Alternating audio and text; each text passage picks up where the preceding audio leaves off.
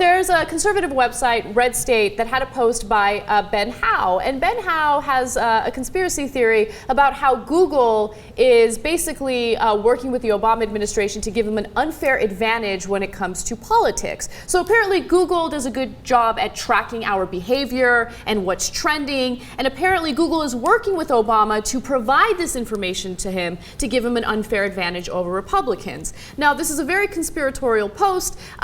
Ben Howe also kind of mentions how pretty soon the Obama administration is probably going to be able to read our emails. To Mr. Howe, I would say he's probably, not him personally, but the Obama administration is reading emails anyway. I mean, this isn't like new information. And so did the Bush administration. I got news for you. So they're able to access all of our emails. It doesn't mean that there's a person actually reading your email specifically, like, oh, what's Tom up to today, right? But they can. It's hideous. It's wrong in that sense. Now, did the Obama administration use it for their campaign? Well, to be fair, Ben Howe had this much evidence. None. Zero. The whole article is, well, could you imagine? And you know, if it's possible, maybe. Yeah, let me give you a few examples of what he wrote and pay very close attention to the wording of his piece. He says, every time you use Google or Gmail, you could be contributing just a little bit more of your behavioral data to the left. Yeah, by the way, I like this, like, as if the right wing would never use it, corporations would never use it, conservative senators who represent those corporations would never care. You're giving your personal data to the left. He continues to say, imagine how much more could be learned if Google's computer algorithms combine not only search data, but also all of the data they get by reading everything written in or sent to Gmail and whatever you store on Google Docs or Google Drive. I like it. Imagine if it were to happen.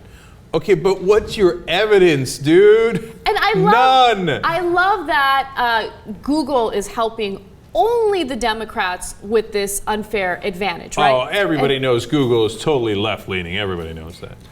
Except for all of the conservative organizations that they recently donated tons of money to. So just to give you a few examples, there was the Heritage Foundation, American Enterprise Institute, Competitive Enterprise Institute, Republican Governors Association, GOP firm, the David All Group, Crossroads Strategies, Republican Attorneys General Association, Republican State Leadership Committee. Now this is all disclosed in their tax documents. Man, those groups sound so liberal. Yeah. Crossroads, of course, is Karl Rove's group. Yeah. A well-known liberal.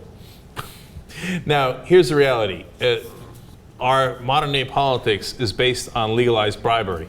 So every major corporation, even if they don't want to, and most of them do want to because they want to get an advantage, has to bribe both Democrats and Republicans in varying degrees.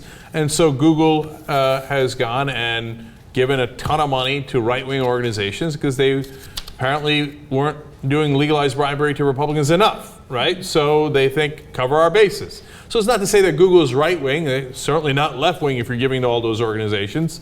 But the idea that they would somehow turn over all of your information to the government, well, that would be quite a scandal. And you know who would be opposed to that? Liberals, right? Certainly we would be opposed to that. And the problem is, as usual, this conservative website is not a news site. They just made it up. It's complete and utter conjecture. It's like, of course, RedState was also one of the websites that were talking about how, oh my God, Chuck Hagel might have donated to this group called Friends of Hamas. And then we found out that there is no such group. It's because they don't do journalism, they don't do news, they do political propaganda.